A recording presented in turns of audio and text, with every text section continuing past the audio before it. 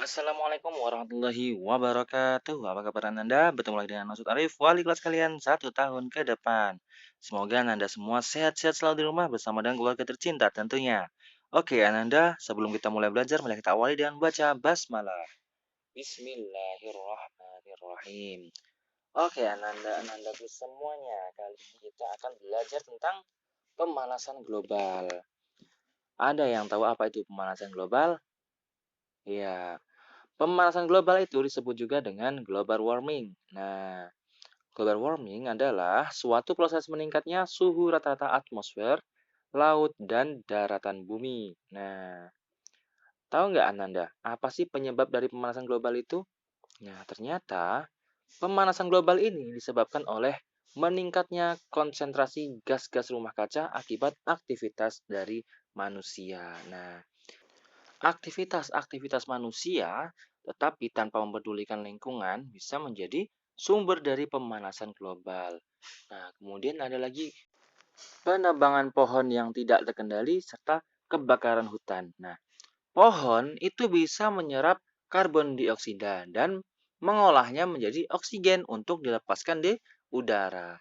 Namun, jika area hijau di bumi ini semakin berkurang, maka akibatnya bumi akan panas dan pemanasan global akan sulit untuk dicegah. Kemudian ada lagi pembakaran sampah. Nah, sampah yang menumpuk itu memproduksi karbon dioksida dan gas metana. Nah, keduanya ini adalah gas rumah kaca. Nah, ketika dibakar ya, ketika sampahnya itu dibakar akan menjadi polusi udara yang akan mengandung berbagai gas rumah kaca sehingga pemanasan global juga akan sulit untuk dicegah. Nah, kemudian ada lagi yaitu penggunaan kendaraan motor. Nah, pemanasan global terjadi karena polusi udara yang tinggi. Jumlah kendaraan bermotor setiap tahun itu bertambah. Asapnya mengandung karbon dioksida. Semakin banyak manusia menggunakan kendaraan bermotor, maka semakin banyak pula karbon dioksida yang dihasilkan. Nah, jadi itulah tadi beberapa hal yang bisa menyebabkan pemanasan global. Nah, sekarang Ananda tahu enggak apa dampaknya dari pemanasan global itu? Nah, jadi meningkatnya suhu global akan menyebabkan perubahan-perubahan. Seperti apa? Naiknya permukaan air laut, meningkatnya intensitas fenomena cuaca ekstrim, berpengaruhnya hasil pertanian, dan mencairnya es kutub. Nah, itu tadi adalah dampak dari meningkatnya suhu global. Nah, bagaimana sih caranya kita untuk mencegah terjadinya pemanasan global? Nah, yang pertama adalah dengan menanam pohon. Yang kedua, menghemat listrik. Yang ketiga, tidak menggunakan bahan bakar berlebihan. Yang keempat, tidak menebang pohon sembarangan. Dan yang terakhir, lebih sering berjalan kaki atau bersepeda saja untuk suatu kegiatan yang tidak membutuhkan perjalanan yang jauh. Oke. Dalam lingkungan rumah dan sekolah, pasti ada yang namanya perbedaan. Seperti perbedaan kegemaran, kebiasaan, agama, ras, dan suku bangsa. Akan tetapi, walaupun ada perbedaan, kita harus tetap hidup bersatu. Kenapa? Agar kita dapat menciptakan suasana yang aman dan damai.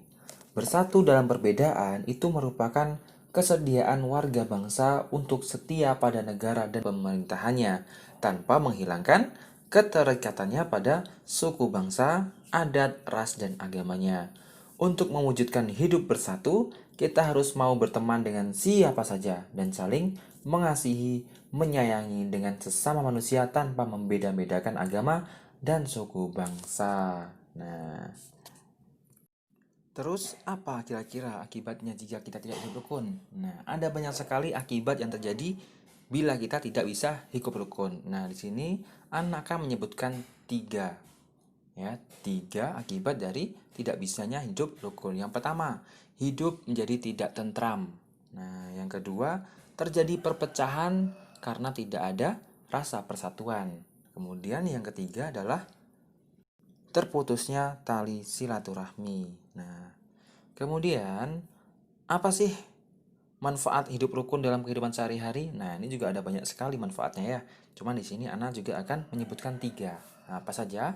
Nah, yang pertama itu hidup menjadi lebih tenang. Kemudian yang kedua, memperluas pergaulan. Dan yang ketiga, lingkungan menjadi lebih aman. Nah, itulah tadi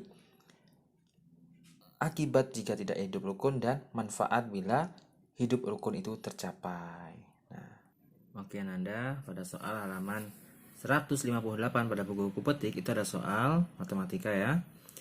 Soal pertama itu adalah 3 hari sama dengan berapa jam. Nah, bagaimana cara mengerjakannya? Sebelum itu ingat dahulu ini. 1 hari ya. 1 hari itu sama dengan 24 jam. Ya, 1 hari sama dengan 24 jam. 1 jam sama dengan 60 menit. Nah, sedangkan 1 jam sama dengan 3600 detik. Nah, kalau 3 hari sama dengan berapa jam? Berarti kita ubah hari menjadi jam. Nah, caranya gimana? 1 hari kan sama dengan 24 jam kan? Berarti kalau ini 3 hari berarti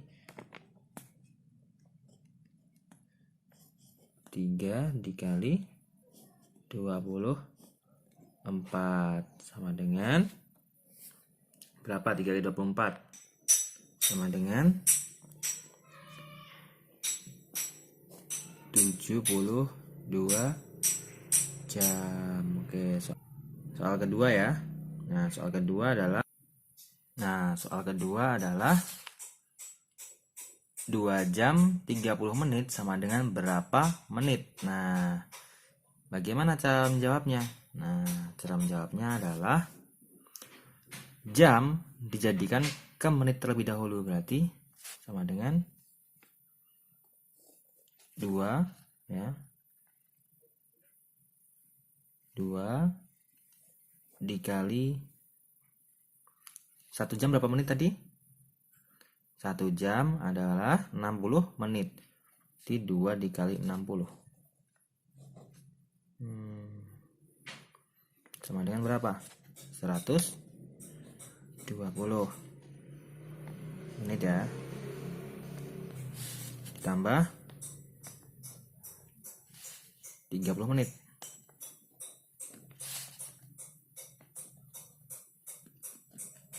Sama dengan berapa? 120 tambah 30 menit. Berapa ayo? 150 menit. Jadi 2 jam 30 menit sama dengan berapa menit? Nah, hasilnya adalah 150 menit. Nah, demikianlah pembelajaran kita pada hari ini. Wassalamualaikum warahmatullahi wabarakatuh.